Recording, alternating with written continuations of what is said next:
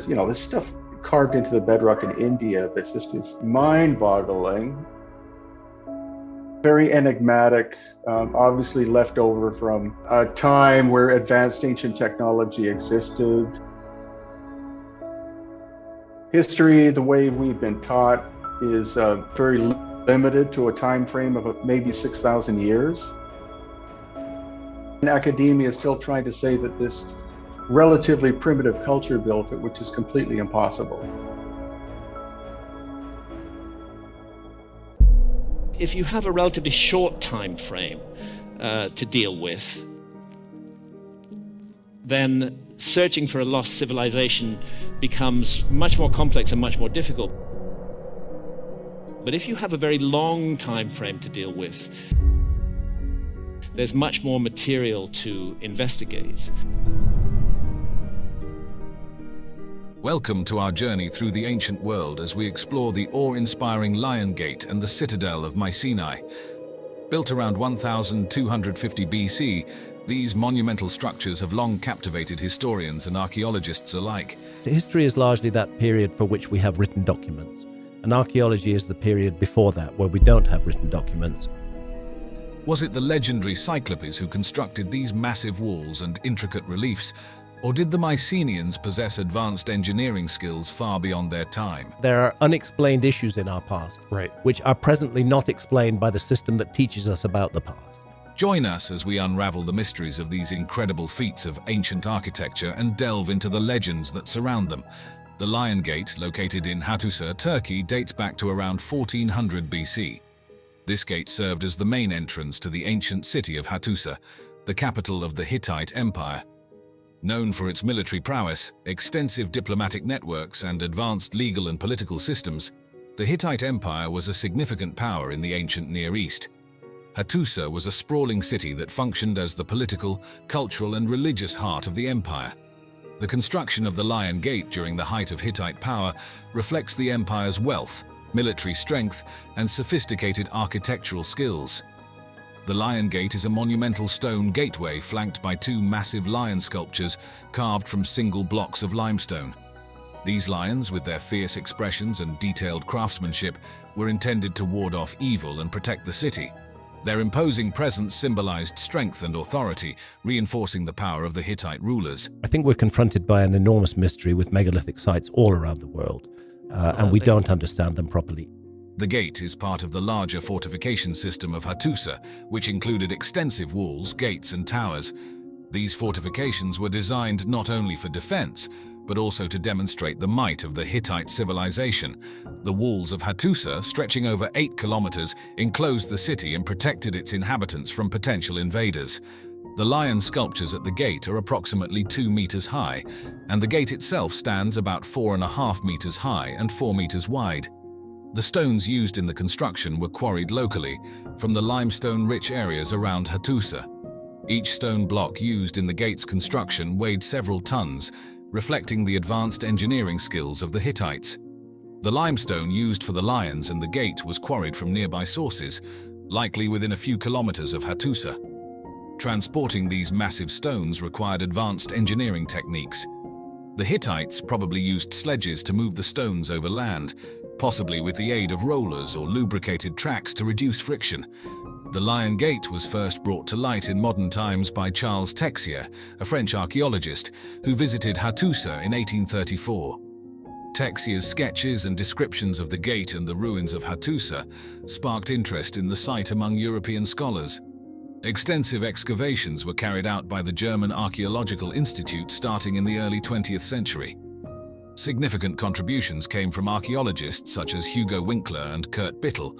Winkler, who began his work in Hattusa in 1906, made groundbreaking discoveries, including the archives of clay tablets that provided invaluable insights into Hittite history and language.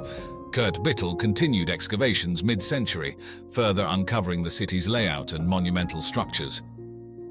Hattusa was abandoned around 1200 BC, likely due to a combination of factors.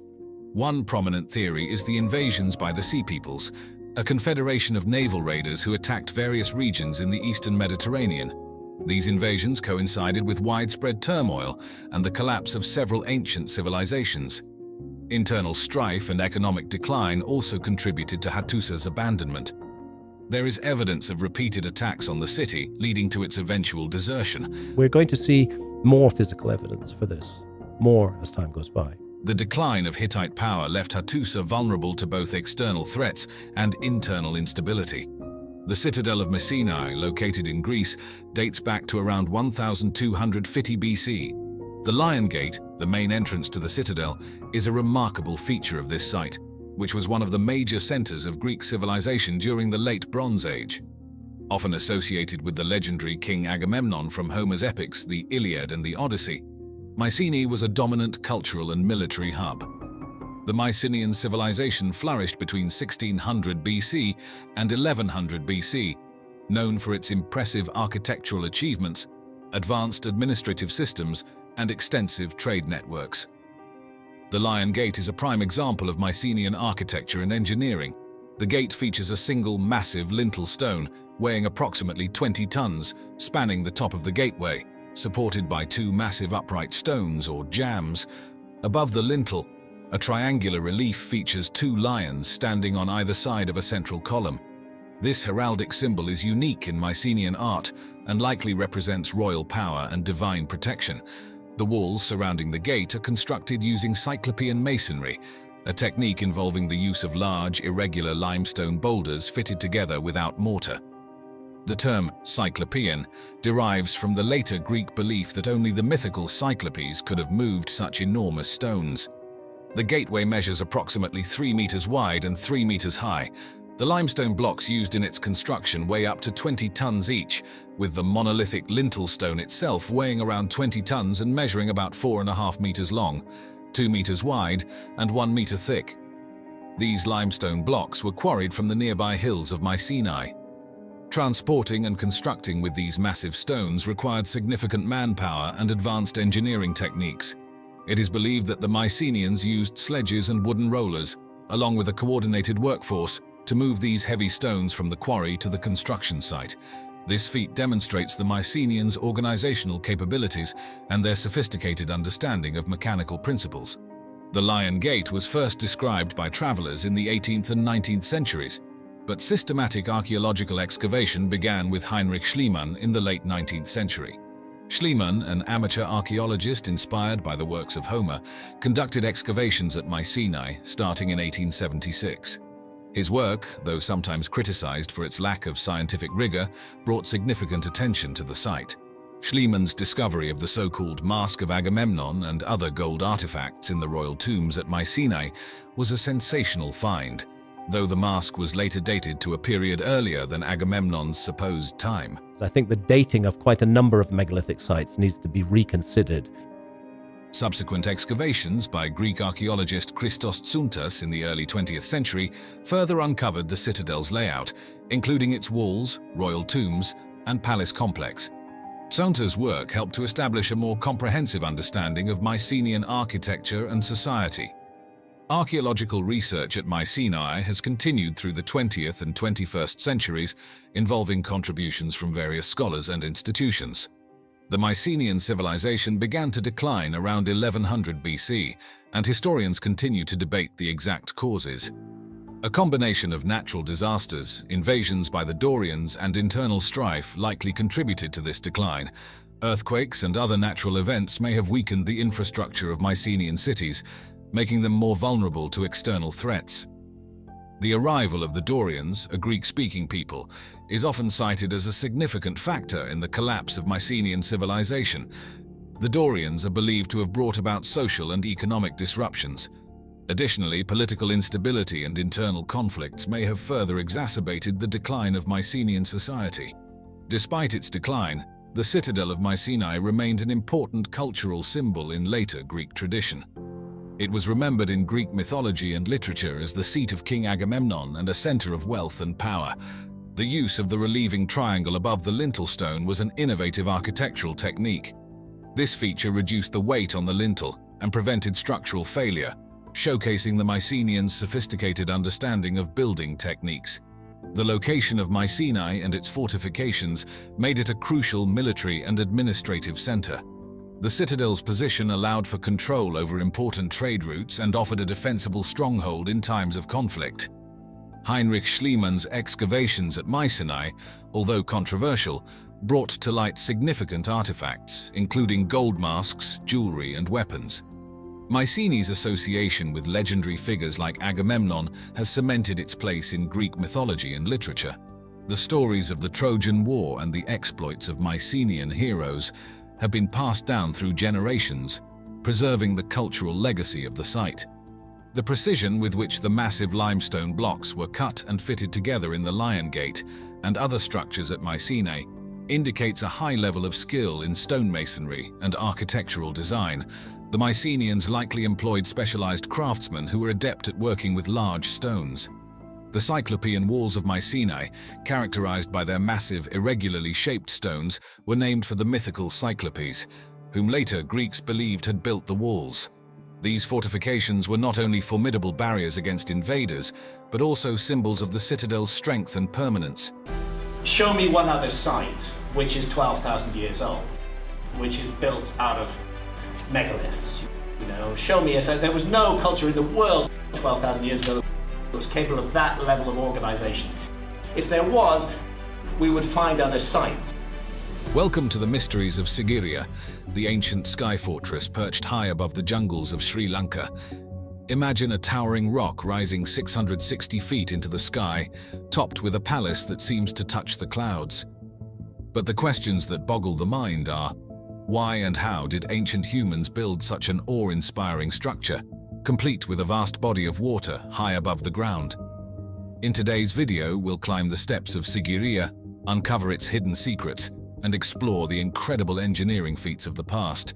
Stay tuned as we unravel how this fortress was not just a marvel of beauty, but a masterpiece of ancient technology. Did you know that the stunning Sigiriya, or Lion Rock, has a story that reaches deep into the history of Sri Lankan royalty? This tale begins in the 5th century AD, chronicled vividly in the ancient Kulavamsa. This epic documents the saga of King Kasyapa, who ruled from 477 to 495 CE. In a dramatic twist of events, Kasyapa seized the throne from his half-brother Moggallana, setting the stage for a story of intrigue and architectural marvel. To safeguard himself against potential retaliation, Kasyapa moved the capital from Anuradhapura to the formidable Sigiriya Rock. There, atop a 200-meter-high granite monolith, he commissioned the construction of a fortress and a luxurious palace, a clear display of his wealth and a testament to his architectural vision. However, after the fall of Kasyapa's dynasty, Sigiriya slipped into the shadows, cloaked by dense forest overgrowth and fading from collective memory. It wasn't until 1831 that the site re-emerged into the spotlight. That year, Major Jonathan Forbes of the 78th Highlanders, part of the British Army, rediscovered Sigiriya during a horseback expedition through the central forests of what was then Ceylon, now known as Sri Lanka. Stumbling upon this magnificent rock fortress and its ruins, Forbes's findings reignited global interest. His detailed writings and sketches brought Sigiriya back from obscurity, captivating colonial officials and scholars alike, and paving the way for future archaeological explorations. Following the rediscovery of Sigiriya by Major Jonathan Forbes, the archaeological spotlight turned toward this enigmatic structure, leading to its eventual excavation. The initial efforts to study Sigiriya were rather haphazard, lacking a systematic approach typical of early antiquarian activities in the region. However, a significant shift occurred in 1895 when H.C.P. Bell, the first Commissioner of Archaeology for Ceylon and a British archaeologist, took charge. Bell's structured investigations laid the groundwork for understanding Sigiriya's complex layout and rich historical tapestry, illuminating various facets of its construction and artistic achievements. As the 20th century progressed, the Department of Archaeology of Sri Lanka took the helm, bringing a new level of rigor to the exploration of Sigiriya. These systematic archaeological excavations really began to take shape by the mid-century, further accelerated when Sigiriya was declared a UNESCO World Heritage Site in the 1980s. This period marked intense activities that included detailed mapping of the site, careful excavation of the gardens, and meticulous restoration of the ancient frescoes. Speaking of frescoes, these vibrant paintings on Sigiriya's western face are truly a sight to behold. Depicting celestial maidens known as Apsaras, these artworks showcase the exceptional skill of ancient Sri Lankan artists. Created with natural mineral pigments, these frescoes have withstood the ravages of time, their colors still vivid after more than 1,000 years. Their creation technique, reminiscent of the fresco secco method seen in India's Ajanta caves, highlights a shared artistic tradition across the region, though Sigiriya's frescoes have a unique stylistic flair that seems to capture the maidens in ethereal motion, as if floating in the air. The site's water gardens are yet another marvel. Unearthed through diligent excavation, these gardens reveal an intricate hydraulic system featuring pools, pavilions, and dynamically engineered fountains. This level of sophistication in water management suggests comparisons with the legendary Hanging Gardens of Babylon, illustrating that such engineering marvels were not confined to the Western world. Sigiriya's gardens were not only aesthetically pleasing but also a demonstration of advanced hydraulic technology and urban planning by ancient engineers. Then there's the mirror wall, originally so well polished that it reflected King Kasyapa's image as he passed. Over centuries, this wall became a canvas for the thoughts and musings of visitors, covered in inscriptions that date back to the 6th century. These writings, ranging from poetry to personal reflections, provide a unique glimpse into the minds of ancient travelers, similar to modern-day guestbooks. This tradition of leaving one's mark is a human impulse seen across cultures and epochs, evident in places as far-reaching as the pyramids of Giza, where ancient graffiti also tells stories of those who came before us. Exploring further into the architectural wonders of Sigiriya, let's delve into why this location was chosen for such a grand fortress. The natural setting of Sigiriya itself offers some clues. Rising about 200 meters above the plains, the sheer height of this massive rock column provided unparalleled defensive benefits. This elevation was not just daunting for potential invaders to scale, but it also offered inhabitants a broad vantage point, allowing them to see for miles and spot any approaching threats long before they reached the fortress. The rock's steep and rugged sides further shielded the fortress, making direct assaults nearly impossible without advanced siege techniques. Just above the water gardens, the boulder gardens of Sigiriya paint a vivid picture of how natural landscapes were skillfully incorporated into the fortress's design. This area is dotted with large, naturally occurring boulders that have been cleverly integrated into the overall layout. Winding pathways snake around these colossal stones, leading to hidden nooks and strategic lookout points. These boulders weren't just pleasing to the eye, they played a crucial role in the fortress's defense, acting as natural barriers and fortified posts. This strategic use of natural rock formations is somewhat akin to the serene rock gardens of Ryoanji in Kyoto, Japan. Although both gardens feature natural stones, Sigiriya's boulder gardens were primarily designed for defense and control, while Ryoanji's layout aims for contemplation and aesthetic appreciation. Climbing higher, the terraced gardens mark the final stages of the ascent to Sigiriya's summit. Here, a series of staircases and pathways are carved directly into the rock face, not only facilitating access to the top but also allowing for the cultivation of gardens and the construction of small structures along the way. These terraces seamlessly integrate the sheer cliffs into the fortress's architecture, showcasing the ingenuity of ancient Sri Lankan architects who transformed a challenging environment into a livable and defensible space. This method of using terraces can be compared to the ancient Incan city of Machu Picchu, which also features gardens cut into mountainous terrain. Both Sigiriya and Machu Picchu utilized the verticality of their landscapes to enhance agriculture, habitation, and defense, demonstrating a deep understanding of how to adapt architecture to the natural environment effectively. As we've ascended through the layered terraces and lush gardens of Sigiriya, it's impossible not to marvel at its defensive capabilities, which are as impressive as its architecture. The entire fortress was safeguarded by a massive moat and towering walls. The approach to the rock itself was ingeniously designed to be narrow, funneling potential attackers into a tight space where they could be more easily repelled. Throughout the fortress, large boulders were strategically placed, ready to be rolled down on invaders, and certain staircases were cleverly designed to be easily removable or destroyed, preventing enemy progression. At the pinnacle of Sigiriya, extensive residential quarters once stood, serving as the royal abode for King Kasyapa and his retinue. These buildings were robustly constructed from bricks and stones, with some walls still resiliently standing.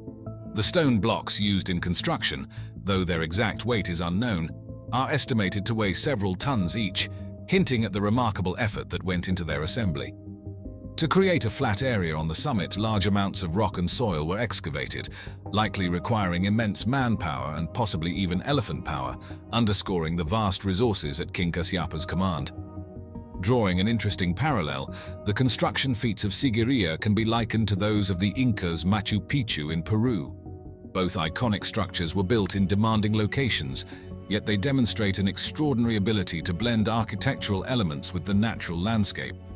Machu Picchu, nestled between mountain peaks and featuring agricultural terraces and planned residential areas, echoes Sigiriya's integration of form and function within its environment. The scale of material moved and the meticulousness of Sigiriya's construction spotlight its stature as a marvel of ancient urban planning and engineering. More than just a military stronghold, Sigiriya symbolized royal authority and divine kingship, with its strategic defenses, luxurious residential quarters, and enchanting pleasure gardens all set against the backdrop of ingenious human innovation. This combination not only fortified the fortress physically, but also enshrined it as an indelible symbol of cultural and historical significance in ancient Sri Lanka.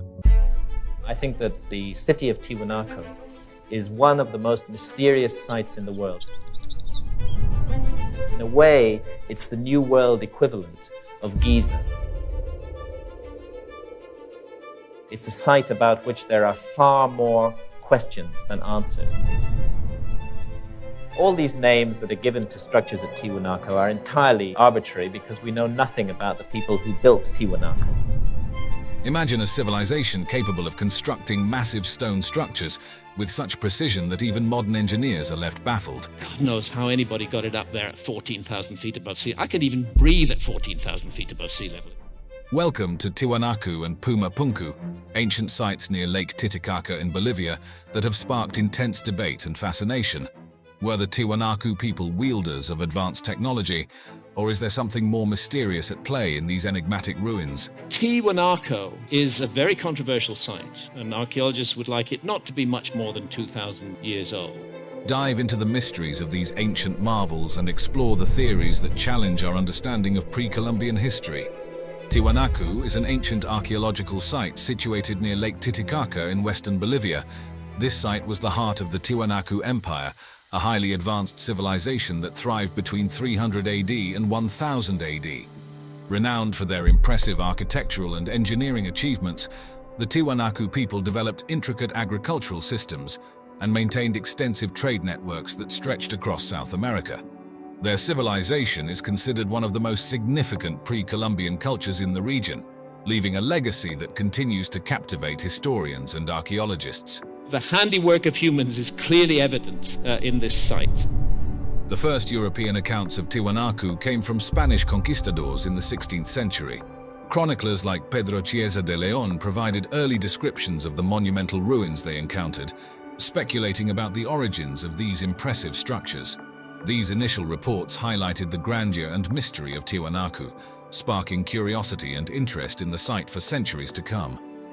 In the late 19th century, the first detailed studies of Tiwanaku began to take shape. American archaeologist and diplomat Ephraim George Squire visited the site in 877, meticulously documenting the ruins through detailed descriptions and drawings. His work provided valuable insights into the architectural complexity of Tiwanaku. Around the same time, French explorer Charles Wiener also documented the site, contributing further to the growing body of knowledge about this ancient civilization. These early efforts laid the foundation for ongoing research, ensuring that Tiwanaku remains a vital subject of archaeological study and discovery. We're going to see more physical evidence for this, more as time goes by. The key structures and features of Tiwanaku are as fascinating as they are monumental. One of the most significant structures at the site is the Akapana Pyramid. This large, terraced mound stands approximately 16.5 meters high and spans a base area of around 200 meters by 250 meters. The pyramid's design is thought to emulate a sacred mountain, reflecting the religious and cultural importance placed on such natural formations. To prevent water damage and erosion, a sophisticated drainage system was integrated into the pyramid. This system included a network of stone-lined channels and underground conduits that efficiently diverted rainwater away from the structure, showcasing the advanced engineering skills of the Tiwanaku people. The pyramid's terraces were constructed using a combination of large stone blocks and compacted earth. The stone blocks were precisely cut and fitted together without the use of mortar, demonstrating the builders' high level of craftsmanship. Another remarkable feature at Tiwanaku is the Kalasaya complex, a large rectangular enclosure surrounded by high stone walls. The enclosure measures approximately 130 meters by 120 meters. Within the Kalasaya complex stands the famous Gateway of the Sun, a massive monolithic archway carved from a single block of andesite stone. The Gateway of the Sun is about 3 meters high and 4 meters wide, with an estimated weight of 10 tons. The intricate carvings on the gateway include depictions of deities and astronomical symbols believed to be related to the Tiwanaku calendar and cosmology. These carvings highlight the Tiwanaku people's advanced understanding of astronomy and their integration of celestial events into their religious practices. There's curious astronomical alignments at Tiwanaku. The site was aligned to the summer solstice in 10,500 BC. Equally impressive is the semi-subterranean temple, an imposing sunken courtyard measuring about 28.5 meters by 26 meters. One of the most distinctive features of this temple is the collection of carved stone heads embedded in its walls. These heads protrude from the walls at various heights and angles, representing a diverse array of facial features.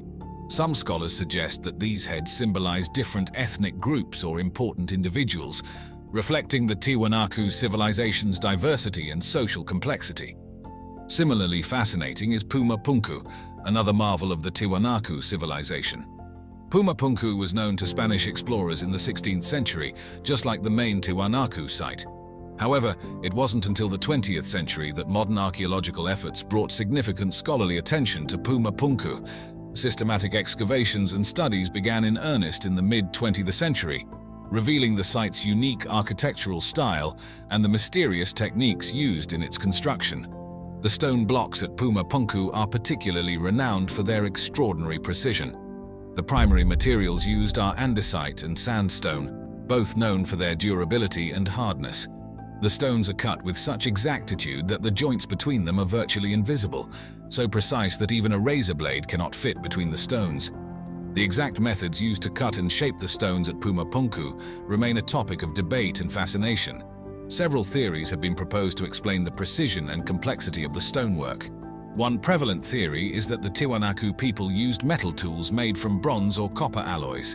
These metals are capable of cutting softer stones, but the hardness of andesite presents a significant challenge.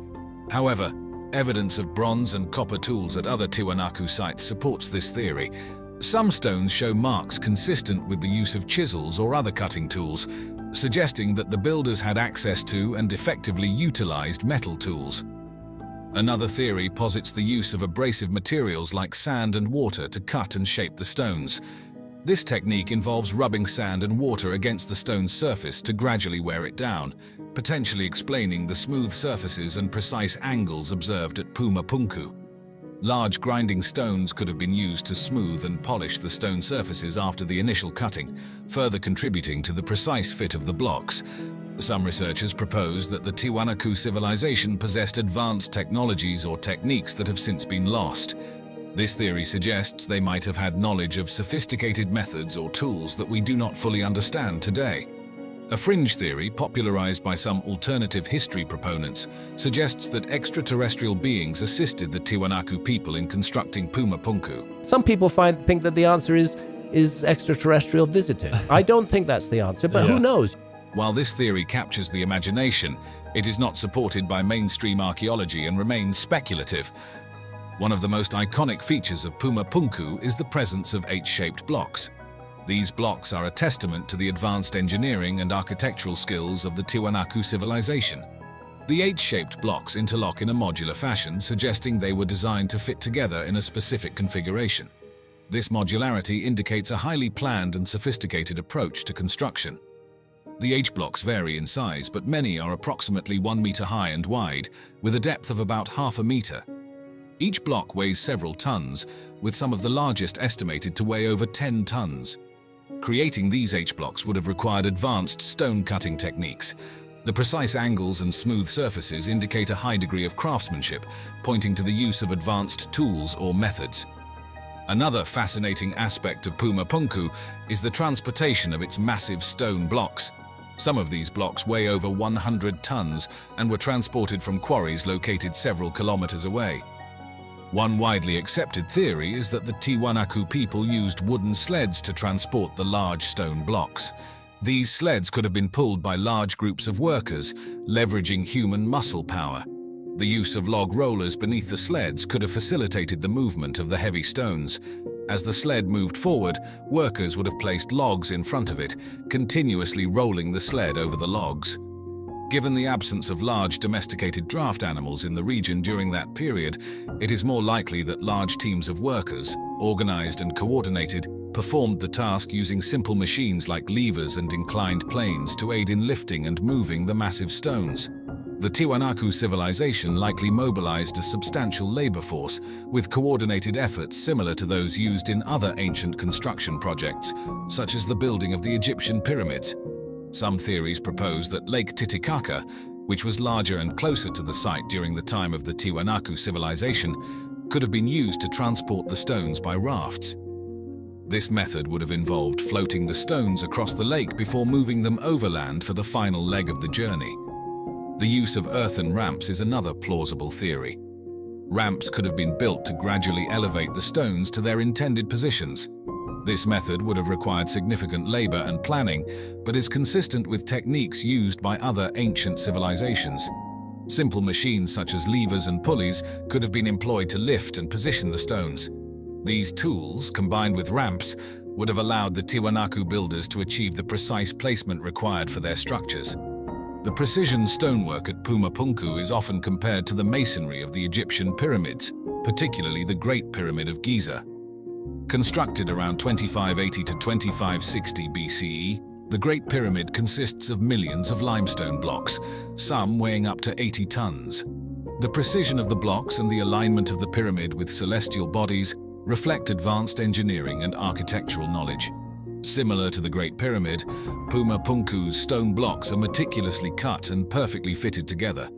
The precision seen in both sites suggests a high level of planning and execution, pointing to the possibility that both civilizations had advanced knowledge of construction techniques and tools, although the exact methods remain debated. There was something tremendously significant about Sardinia. Presently, there are 7,000 extant towers on the island of Sardinia. The stones incorporated into some of these towers are massive. On this island, with all of these megalithic towers, there was a cult of giants. Sardinia, a large island nestled in the Mediterranean Sea, is famous for its unique and ancient megalithic structures known as nuraghi. These prehistoric monuments are emblematic of the Nuragic civilization, which thrived on the island from approximately 1800 BCE until the Roman conquest in 238 BCE. The nuraghi stand as a testament to the ingenuity and craftsmanship of this ancient society, reflecting their remarkable architectural skills, complex social organization, and rich cultural practices. I think that we are dealing with a lost civilization that was shamanistic in its basis. The nuraghi of Sardinia weren't discovered in a single moment. Instead, they were gradually recognized and studied over time.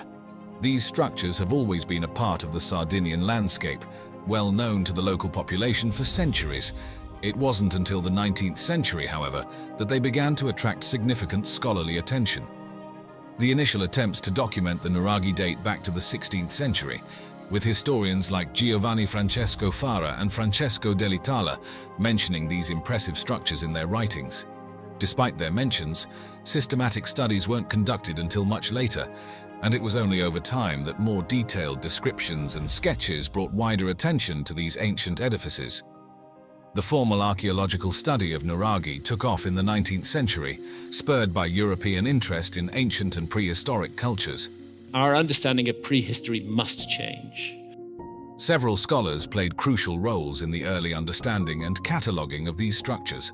One such figure was Alberto La Marmora, a geographer and naturalist who extensively explored Sardinia. In his work, Voyage en Sardaigne, published in 1826, La Marmora provided some of the earliest detailed descriptions and drawings of Nuraghi. His work laid the foundation for future studies and brought international attention to Sardinia's megalithic structures, sparking a wider interest in these fascinating monuments. The increased focus on these ancient structures in the 19th century set the stage for a more systematic approach to their study and preservation. The efforts of these early scholars paved the way for deeper exploration and understanding of the Nuragic civilization, highlighting the profound historical and cultural significance of the Nuraghi in Sardinia's heritage. The megalithic structures of Sardinia, Italy, known as Nuraghi, were constructed by the Nuragic civilization, which thrived on the island. These ancient megalithic edifices served multiple purposes, including fortresses, places of worship, and residences. Characterized by their conical towers and complex designs, over 7,000 of these fascinating structures have been identified scattered throughout Sardinia. They were constructed during the Bronze Age between 1900 BCE and 730 BCE, and they symbolize the advanced construction techniques and societal organization of the Nuragic people. The Nuraghi were first extensively studied in the 19th and early 20th centuries.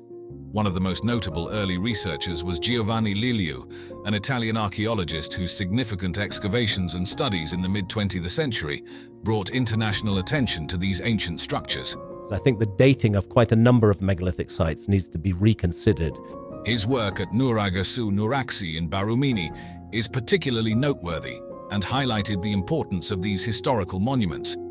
The Nuraghi are built with large, irregularly shaped stones that fit together without the use of mortar. This dry stone technique is notable for its durability and the precision with which the stones were cut and placed. The stones used in construction vary significantly in size and weight, with some weighing several tons. The largest stones are often used at the base of the structures to provide stability, while smaller stones are placed higher up. These stones were sourced locally, with basalt and limestone being the most commonly used materials, facilitating the widespread construction of Nuraghi throughout Sardinia. Most Nuraghi feature a central conical tower, known as a keep, with one or more surrounding secondary towers. These are connected by a network of walls and passageways. The central tower typically contains one or more interior chambers, sometimes accessed by a spiral staircase. The design of Nuraghi varies, with some being single towers and others forming complex multi-tower structures. One of the most significant Nuraghi is Nuraghe su Nuraxi in Barumini, excavated by Giovanni Liliu in the 1950s. This site features a central tower surrounded by 4 smaller towers, with an extensive village of huts and defensive walls. In 1997, Nuraghe su Nuraxi was designated a UNESCO World Heritage Site due to its historical significance and well-preserved state.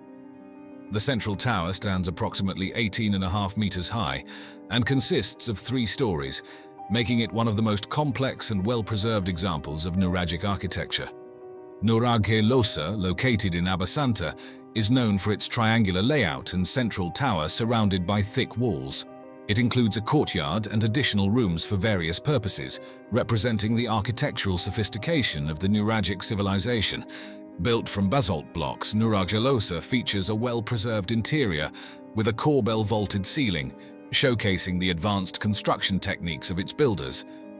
Another notable Nuraghe is Nuraghe Santu Antin in Torralba, one of the largest Nuraghi, featuring a central tower with 3 smaller surrounding towers connected by a defensive wall. This impressive structure showcases the defensive capabilities and strategic planning of the Nuragic people. Known as Sadomo de su Re, Nuraghe Santu Antin is one of the most majestic Nuraghi, with a central tower that reaches up to 17 meters in height. The Nuragic civilization of Sardinia is renowned for its fascinating megalithic structures, and beyond the iconic Nuraghi, there are several other remarkable sites and artifacts that offer deeper insights into this ancient culture. One such intriguing site is the Well of Santa Cristina in Poli Latino. This subterranean temple is an architectural marvel, featuring a trapezoidal vestibule, a descending staircase, and a circular well chamber. The well is constructed with meticulously cut basalt blocks, forming a perfect dome over the chamber. What makes it even more captivating is its precise alignment with the sun during the equinoxes, where sunlight penetrates the entrance and illuminates the water inside, creating a striking visual effect. The precision of the stone cutting and the dry construction technique reflect advanced knowledge of geometry and engineering. Remarkably, the well remains dry even in the wettest seasons, showcasing sophisticated water management techniques. Theories suggest the well possibly served as a solar calendar marking important agricultural or ceremonial events. Another fascinating aspect of the Nuragic civilization is their craftsmanship in creating bronzetti, small bronze statuettes found at various sites. These figurines, depicting warriors, animals, and deities, are detailed and showcase high levels of craftsmanship.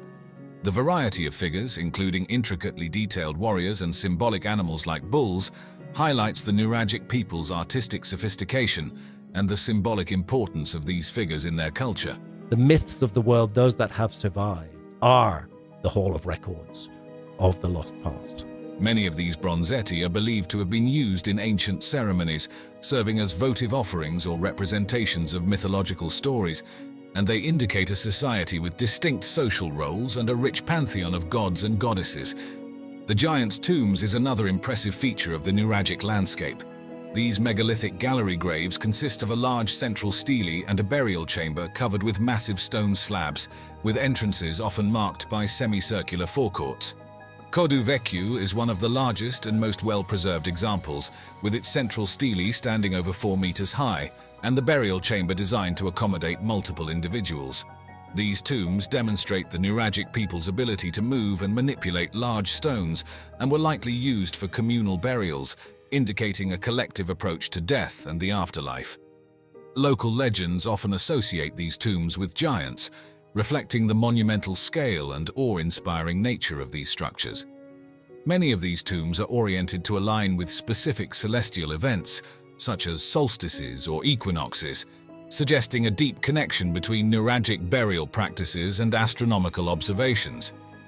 The alignment of giants' tombs with celestial events is similar to other megalithic structures worldwide, indicating that the Nuragic people possessed advanced knowledge of astronomy and used it in their spiritual and everyday lives. These tombs may have served not only as burial sites, but also as locations for ritualistic activities related to ancestor worship and seasonal ceremonies. The communal nature of giants' tombs is reminiscent of other ancient collective burial sites, such as the Passage Tombs of Newgrange in Ireland, which also align with astronomical events, highlighting the widespread ancient practice of integrating burial rituals with celestial phenomena. Very ancient structures, thousands of years older than archaeologists suppose, may be hiding in plain view. If you have a relatively short time frame to deal with, then searching for a lost civilization becomes much more complex and much more difficult. But if you have a very long time frame to deal with, there's much more material to investigate. The handiwork of humans is clearly evident in this site. Have you ever heard of a civilization that rivaled ancient Egypt, but vanished without a trace? A great civilization that had been destroyed and that had left some survivors who had come to Egypt. Deep in the heart of Africa, which boasts the world's oldest human artifacts, lies the forgotten kingdom of Kerma. These enigmatic people built massive structures called defufas, but their purpose remains a mystery. Join us as we explore the fascinating history.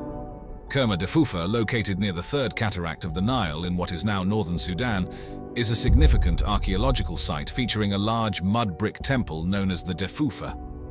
This impressive structure dates back to around 2500 to 1500 BCE, standing about 18 meters high with a base measuring approximately 50 meters by 25 meters. The term Defufa is derived from the Nubian word for mud brick building, reflecting its construction material and technique. The modern archaeological investigation of Kerma began with George Reisner, a Harvard University archaeologist who started his groundbreaking work in 1913. Reisner's discoveries at Kerma reshaped our understanding of this ancient Nubian civilization, uncovering a vast urban center with extensive burial grounds and a wealth of artifacts. I want to know what else is going to be found that hasn't been investigated yet at all. We're just touching the edge of a huge mystery. His findings indicated that Kerma was not just a peripheral settlement, but a major urban center.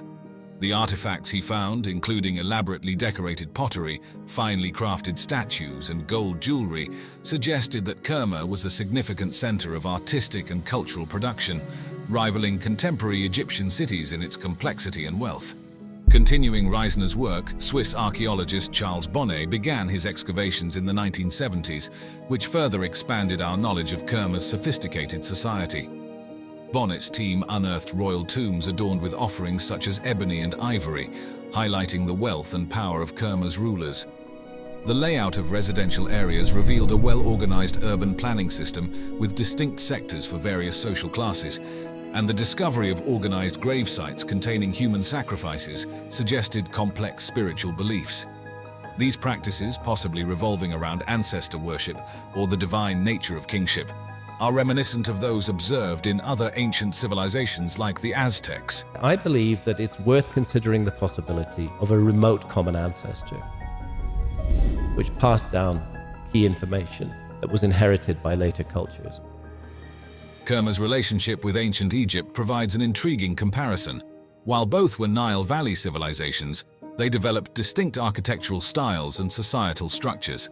Unlike Egypt's hierarchical and theocratic society, evidenced by monumental stone architecture like pyramids, Kerma's use of large mud brick buildings reflects a possibly more communal and egalitarian social structure. This difference is underscored by the different materials and building techniques, yet both civilizations achieved architectural durability and complexity. I can't help thinking time capsule, that there was an intention to preserve this. A compelling theory about Kerma's rise to prominence centers on its strategic location, which made it a crucial trade hub between sub-Saharan Africa and the Mediterranean world.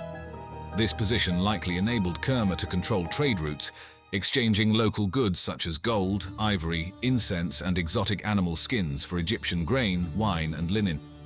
This vibrant trade not only brought economic prosperity, but also facilitated cultural exchange, contributing significantly to the city's development.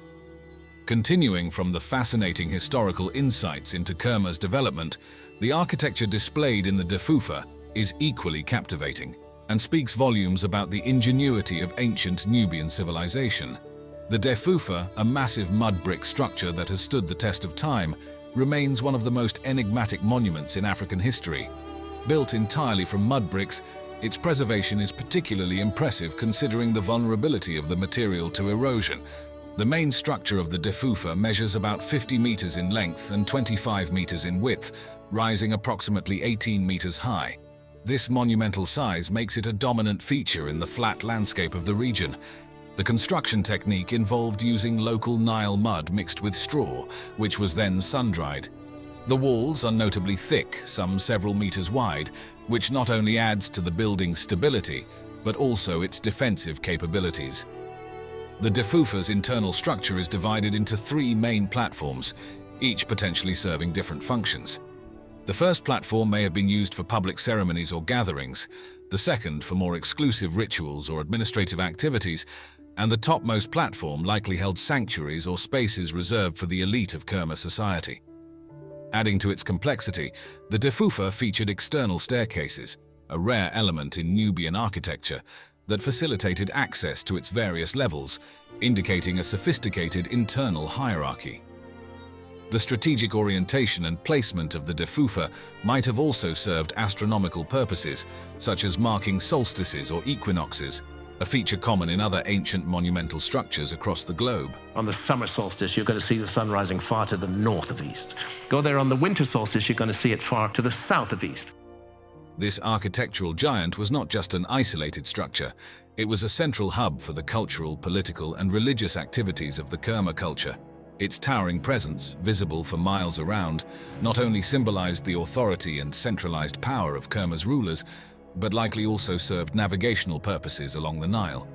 The religious significance of the Defufa cannot be understated.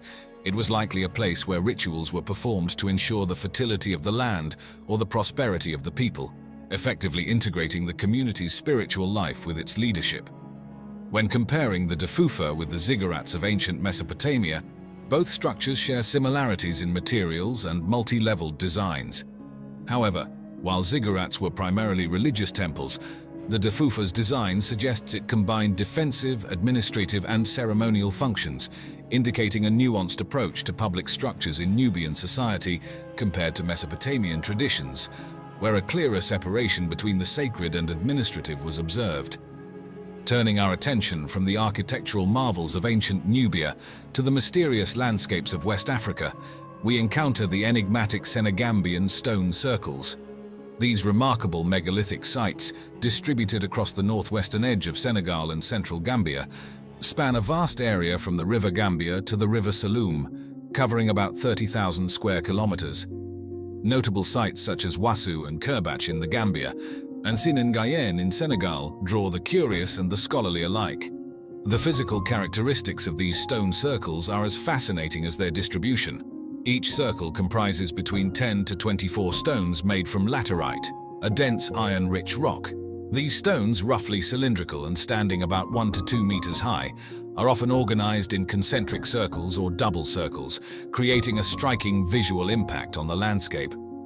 The stone circles first came to broader recognition through the accounts of European travelers in the mid-19th century, but it wasn't until the 20th century that systematic archaeological investigations began. Gambian historian Aliou Ebrima Cham Diouf played a crucial role in documenting these sites extensively during the mid-1900s, advocating for their preservation. His efforts paved the way for more detailed studies. In the 1970s, significant strides in understanding these formations were made through the work of researchers like Pierre Tilloy. These archaeological excavations helped clarify the chronology and cultural significance of the stone circles, revealing a complex societal structure that had the capacity to coordinate the construction of these monumental works. The discovery of these societal structures reshaped our understanding of the prehistoric cultures of West Africa, indicating advanced social organization and cultural sophistication. Our understanding of prehistory must change. In recognition of their significant cultural value, UNESCO designated the Senegambian stone circles as a World Heritage Site in 2006. This recognition not only highlights their importance on a global scale, but also has spurred increased archaeological interest and conservation efforts. The continued exploration and preservation of these stone circles help ensure that the legacy of West Africa's prehistoric cultures continues to inform and inspire future generations. Archaeological excavations have confirmed that the circles primarily served as burial sites, with human remains often found at the center of these circles, accompanied by various artifacts such as pottery, iron tools, and jewelry. These findings indicate a belief in an afterlife and the practice of offering goods to the deceased, highlighting the deep spiritual and cultural dimensions of the societies that built them. With 130,000 years of human prehistory, of which only the last 13,000 years have been documented because of the archaeological dogma that there was no point in looking deeper. Goodness knows what was happening here in that time that so far just nobody has cared to look for. It could have been the location of hitherto unrecognized advances and developments in the story of civilization. Welcome to the mysterious world of Gunung Padang, Southeast Asia's largest and most mysterious megalithic site, nestled deep in the mountains of West Java, Indonesia. Today, we're diving into the secrets of this ancient structure that dates back thousands of years. From hidden chambers beneath its massive stone terraces to controversial age, estimates that challenge our understanding of human history, what untold stories does Gunung Padang hold? Stay tuned as we uncover the layers of mystery surrounding this incredible archaeological puzzle. Gunung Padang is shrouded in mystery due to its extensive stone structures and enigmatic origins. The site, situated on a mountain about 30 kilometers southwest of Cianjur and 90 kilometers from Jakarta, first caught the attention of the international community during the Dutch colonial era in Indonesia. Reports dating back to the 1910s describe Dutch historians and archaeologists being intrigued by its large stones arranged in complex patterns. Despite these early recognitions, it wasn't until much later, with the maturity of Indonesia's own archaeological institutions, that Gunung Padang received more thorough exploration. In the mid-20th century, the site was sporadically studied by local researchers, and during the 1970s and the 1980s, Indonesian archaeologists conducted preliminary surveys, noting the extensive terraced structures. However, these were still relatively surface-level explorations. A significant turn in the investigation of Gunung Padang occurred in 2010 when Dr. Danny Hilman Natawijaya, a geologist associated with the Indonesian Institute of Sciences, took an active interest in the site due to its unique geological formations. Dr. Natawijaya's engagement marked the beginning of an in-depth exploration using modern technologies such as ground-penetrating radar, seismic tomography, and advanced radiocarbon dating techniques, which allowed researchers to peer beneath the surface and uncover layers and features previously unseen. From 2011 to 2012, early radiocarbon tests on these layers suggested that the upper visible layers of the site were constructed between 500 and 1500 years ago, aligning with the age of other known megalithic sites in Southeast Asia. However, the narrative took a dramatic turn in 2013 when deeper investigations indicated the presence of layers that could date back to at least 9000 BC and possibly as far back as 20,000 BC. These findings, which suggested a much older timeline for human civilization in Southeast Asia, were further complemented in 2014 by discoveries of potential man-made structures and chambers beneath the mountain's surface, adding layers of mystery and complexity to the site's construction. The implications of these findings are profound, stirring significant debate among the archaeological community. If the estimations hold true, they would indicate that advanced societies capable of complex construction projects existed in Southeast Asia far earlier than previously believed. The exploration of Gunung Padang not only challenges our understanding of prehistoric human activity, but also stirs national pride in Indonesia, leading to increased support from the government for archaeological research to delve deeper into the country's ancient history. This ongoing research continues to unveil new facets of the site, promising to enrich our understanding of early human societies. Gunung Padang is a fascinating archaeological site that showcases the ancient engineering and architectural prowess of its builders. Perched atop a hill and sprawling over an area of roughly 900 square meters, this site is one of Southeast Asia's most significant megalithic complexes. The builders employed a variety of rectangular andesite stones, a volcanic rock noted for its hardness, which they arranged into massive terraces that narrate the tale of different epochs and construction techniques. The stones at Gunung Padang vary widely in size, with some weighing several tons and the largest reaching up to 7 meters in length and weighing over 40 tons. The method used to arrange these heavy stones into terraces would have required not only a sophisticated knowledge of engineering, but also the use of tools like levers, wooden rollers, and perhaps the power of humans or animals. Surrounding these terraces are walls built from columnar joints of volcanic rocks. These walls serve both functional and aesthetic purposes, indicating that the ancient builders not only sought durability against weathering, but also had an eye for design. Radiocarbon dating of the organic materials found within the soil layers tells us that the upper visible layers of the site were constructed between 500 and 1500 BC. However, it is the deeper, less visible layers that truly captivate archaeologists, as advanced imaging techniques suggest there could be constructions buried that date back farther. If these findings prove accurate, Gunung Padang would not only be the oldest known megalithic site in Southeast Asia, but would also rival the age of Göbekli Tepe in Turkey, which is currently considered one of the world's oldest temple complexes. One intriguing theory about Gunung Padang is that it might have served as more than just a communal or ceremonial center. It could have had astronomical purposes. Some researchers believe that the arrangement of the stones and the orientation of the terraces could align with celestial bodies and significant events like solstices and equinoxes, a practice observed in other ancient megalithic sites around the world. This suggests that the site's creators had a sophisticated understanding of astronomy, which they incorporated into their religious and social practices. When compared to Stonehenge in England, which was built between 3000 BC and 2000 BC, Gunung Padang's potential origins around 20,000 BC place it much earlier in the timeline of megalithic construction.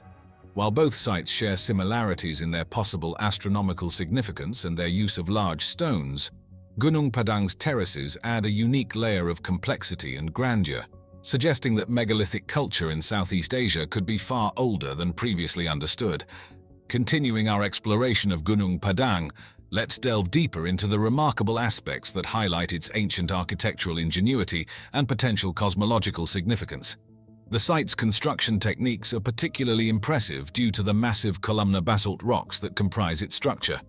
Not native to the immediate area, these rocks were transported several kilometers, showcasing the ancient builders' advanced knowledge in engineering and logistics.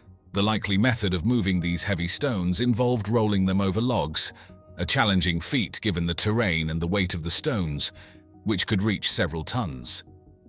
Furthermore, the layout of Gunung Padang may reflect more than just architectural intent. It seems to mirror an astronomical blueprint similar to that of Stonehenge or the pyramids of Giza, which align with solstices and other celestial events. This alignment suggests that Gunung Padang might have served as an ancient observatory, with certain stones positioned to mark solar and lunar events, thereby serving a practical purpose in agricultural and ceremonial life. Recent investigations have brought to light another fascinating feature: large underground chambers revealed through geophysical surveys. These chambers could potentially be ancient burial sites or storage for cultural artifacts, representing older construction phases concealed beneath more recent layers. This discovery hints at a much larger and more complex site than what is visible on the surface. The debates surrounding the age of Gunung Padang are as lively as they are pivotal.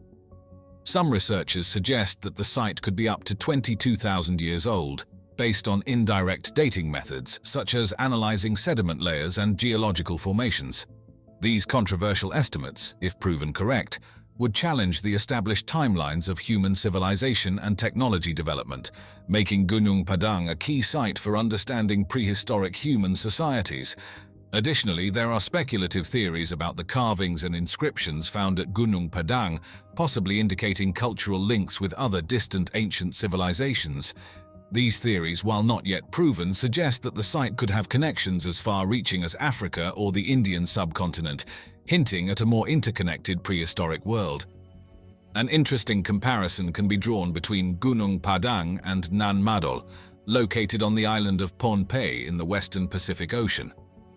Known as the Venice of the Pacific, Nan Madol features ruins linked by canals and constructed with large basalt logs, similar to the massive stone pillars used at Gunung Padang.